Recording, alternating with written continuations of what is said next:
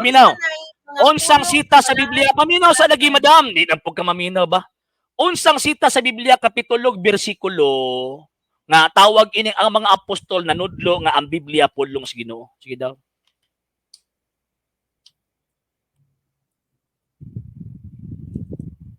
Citas.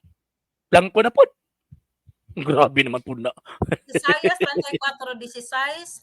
Nanay Biblia na nga panahon? Ay, usahon ta na. Kanang Isaiah 34:16 nanay Biblia na ang panahon na? Scripture, sir. Actually, kanang Biblia, Composed sir, of Old and New Testament? Ay, ayaw ba? Ayaw, madam ba? Ayaw lagi yung ilara lagi ba? Ay, di na po ka maminaw ba? Di na po ka maminaw. Tubaga ko sa akong question, madam. Tubaga ko sa akong question, madam. Tubaga ko tarong, madam. Sa Isaiah 34:16, nanay Biblia na?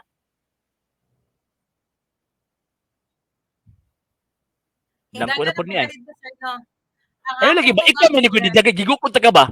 Ang akong tubag, sir. Ang akong tubag, sir, ha? Masulat na day ang New Testament. Nga Old Testament naman to. Oh, so di matawag ang Biblia. Logic, sir. Ikaw may illogical. Ikaw may illogical. It is a fallacy of composition. You cannot use the truth in particular as the truth in general. Ay, illogical ka, madam. Teacher ba ka, madam, ha? Teacher ka, mag-question ang atong profession, anak, madam. Madam, ha? Mag-question. Nag-quote ka, tawag ka ng particular verse ka, di nagapunting sa Biblia, madam. Madam. Ayaw, madam ba? Madam, paminaw sa lagi, madam. Paminaw, madam ba? Paminaw ba? Madam. Biblia. Unya na. O pangutan ang putaw. Kinsa man po responsable apostol nga naggalan anang librong Biblia, be. Sige, be.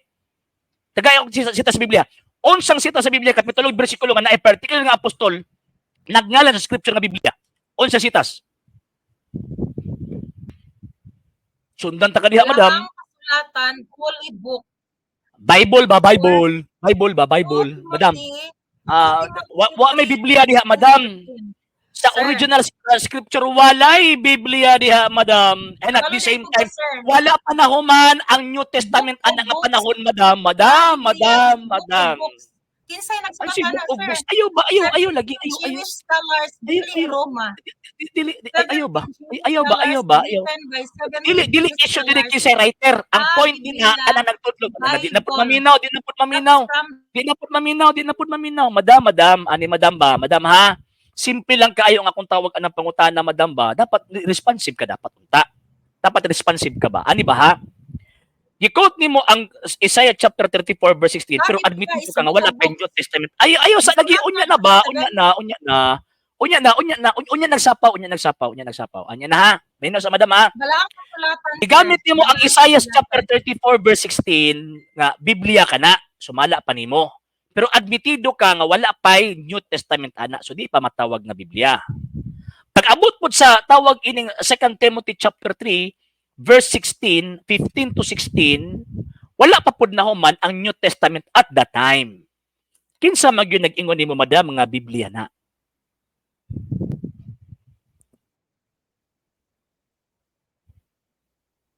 Madam, istorya, madam, kay mablank dead air ta. Gumiyot man ko nimo, sir. Alag di ta ka-imute magduman tag istorya mo tag palingke. Oo, mao gani siya, sir.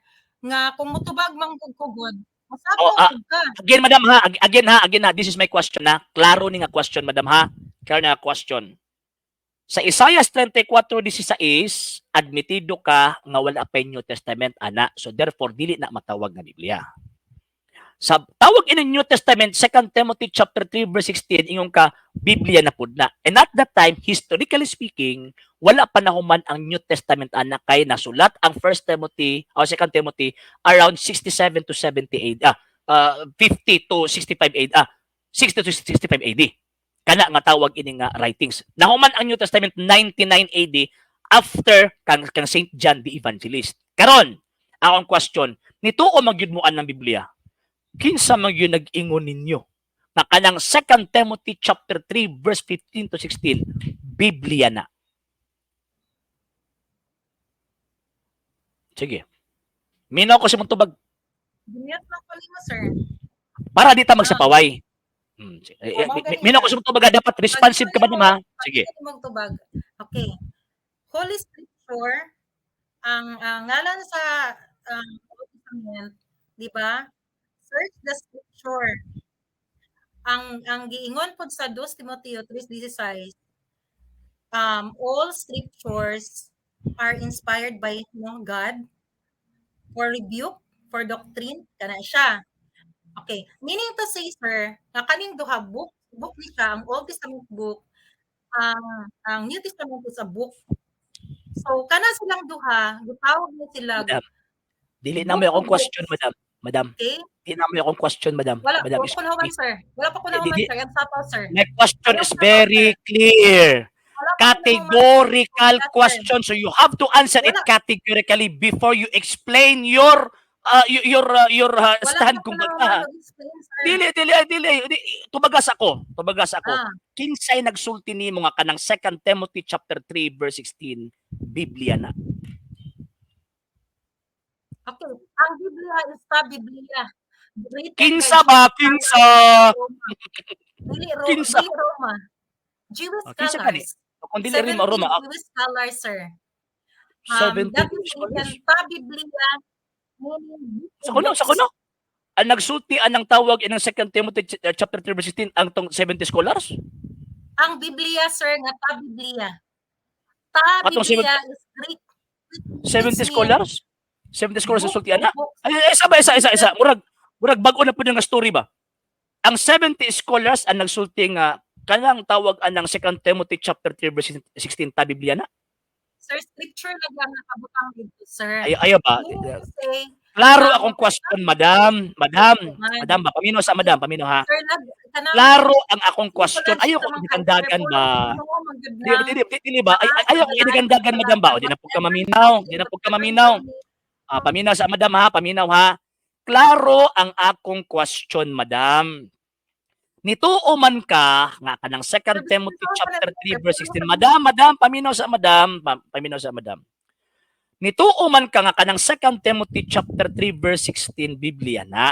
Wala ko'y question ana sa imong pagto kay imuha man na ba daw nagyaw-yaw na pug iya o. O ako na gyud nang gimute, nagyaw-yaw gihapon. Delikado. Okay, paminaw. Okay, karon. So, klaro nga imuhang tawag ining affirmation na kanang 2 Timothy chapter 3 verse 16 Biblia na. Ang question nako klaro. Wa ko nangutanag sa gikan kinsay tawag ining sa unsang paagyan na translate, sa kung pila ka book na translate. Ang akong pangutanan nimo, kinsay nag-ingon nimo nga kanang 2 Timothy chapter 3 verse 16 kay gigamit man nimo para sa Biblia. Kinsa nag-ingon nimo nga Biblia na? Nangita ako pangalan sa tao para mahatag nimo sa ko. Ingon ka 70 scholars. Nag-refer ka sa Septuaginta. Patay na ng 70 scholars ana nga panahon before pagisulti ng San Pablo. Nag-refer man ka na sa Biblia, giunsa man pagkabalo 70 scholars nga naay New Testament at the time. Unsa man taon ka, madam? Tagay og tao bi. Kinsa? Yan na po ko ha. Barahon ta ka ba sa di mo tarog tubag? Sige. Sir, ang pulong sa Ginoo nga naa sa Biblia, pulong sa Ginoo. Walay ayun yung question ng Ginoo. Di po ka mo tubag na pod. Di na po ka mo tubag na sad. Sige. Kinsa po nag-ingon nimo, madam? Madam, another point na po nako, madam ha. Kinsa na po nag-ingon nimo nga ang Biblia pulong sa Ginoo, madam? Ayaw ko question na. Madam, di na po ka maminaw.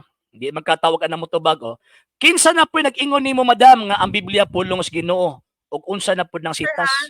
So in between deep ed. Okay, in between deep ed o in between deep ed, sir, o manulonda, nabaw gyud ang manulonda. So ganun hadto ka sa deep ed. Naabot ang pag deep ed, madam. Nayabag na ni. Man na ito na to, sir. Nayabag na ni. Ayaw dagan, sir, sa klante. Ikaw man yung dagan naabot ang pag deep ed. Human na nakaganina. Isakyan ta ka, dagan ka karon pag gukod na punta ka. Di ba pag deep ed? Madam. Balik ko na po, madam ha. Ingon ka nga ang Biblia pulong sa Ginoo. Ingon ka nga ang Biblia pulong sa Ginoo. Kinsa na pinagsulti nimo nga ang Biblia pulong sa Ginoo?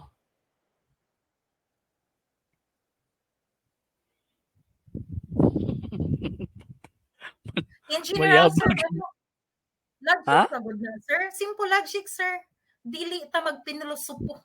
O si Dili tagay daw kog tawag ining pagpinulosopo. kan bi. Major premise nimo bi sige daw. Ayaw May logic pagpinulosopo, man. sir. So gamiton na tong Ang syllogism. pulong sa Madam, Ginoo madam, nga madam, sulat madam, sa madam, Balang madam, madam, Kasulatan, madam, madam, ang mga madam, pulong nga naa sa madam, Balang madam, madam, Kasulatan, madam, pulong na sa madam, Ginoo. madam, madam, Ayaw madam, madam, madam, pagpinulosopo. madam, madam, madam. Okay, ingon ka, logic lang na. So gamito na to ang syllogism, madam, kay teacher gud ka. Magtutudlo ta, di ba? Okay, magtutudlo man ta. Para dili ba question na atong profession ani, logic lang man gyud na. So gamito na to ang syllogism, madam. For major premise, minor premise, and conclusion. So major premise, madam, tagaid ako tawag anang kuan nimo nga musangko as Biblia pulo sa Ginoo bi. Sige bi. Major premise nimo, sa major premise nimo.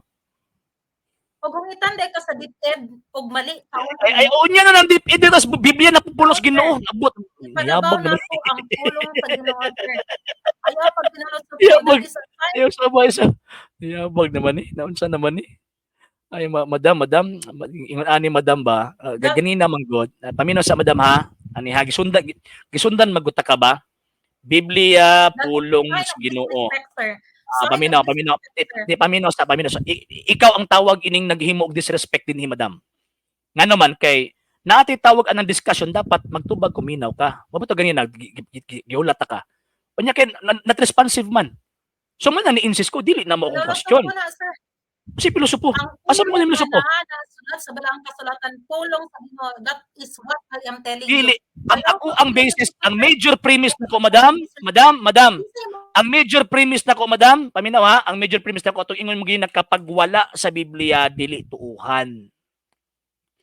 Minor premise naaba na sa Biblia kanang ang Biblia pulong sa Ginoo. Ay sabi sa madam. O magyaw-yaw jud ka, gimute ka. Gimute ka madam.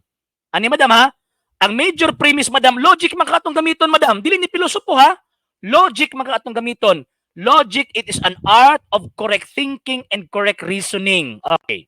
Major premise madam ha. Major premise. Paminaw madam ha. O di na maminaw o. Unsa may major premise nimo? Dili ka motuo kung dili mabasa sa Biblia. Mo na imong major premise, madam, di jud ka madunggan madam. Madam, di jud ka madunggan. Ani madam ha? Okay. Minor premise, mabasa ba sa Biblia nga nag-ingon ang mga apostol nga ang Biblia pulong sa Dios? Ang tubag mingong kagwala, so therefore dili na angayang tuuhan. Mo na inyong argumento eh. Di ba? Ang point na Madam Genevieve, ang point ha, kanang giingon nimo madam ba, paminaw ha, ang point nimo dili ka motuo kung dili mabasa. O gipawiran na ko niya kay nag-ana naman siyang kamot. Tiw. Dili ba madam, paminawas ako ha. Logic man kahat na madam, di ba? Di ta mo gamit og pinolosopo, pero mo gamit tag philosophy.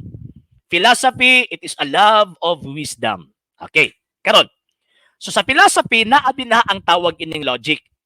So sa logic, it is an art of correct thinking and correct reasoning.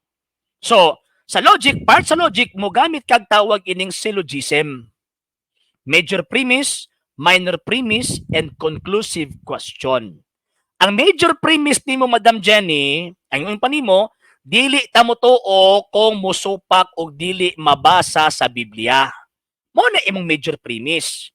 Mo na ang akong question sa minor premise, mabasa ba sa Biblia nga nagtudlo ang mga apostol nga ang Biblia pulong sa Ginoo? Hangtod karon wa jud ka katubag ana. Until now wala ka katubag. Nga naman kay pag-abot sa conclusion nagtudlo di ay magbutang nga dili mabasa. Mo na tawag ining point. Mo na tawag ining punto nato mga sir ha. So logic man kata, di ta man mo gamit og pinulosopo. Mabasa ba sa Biblia?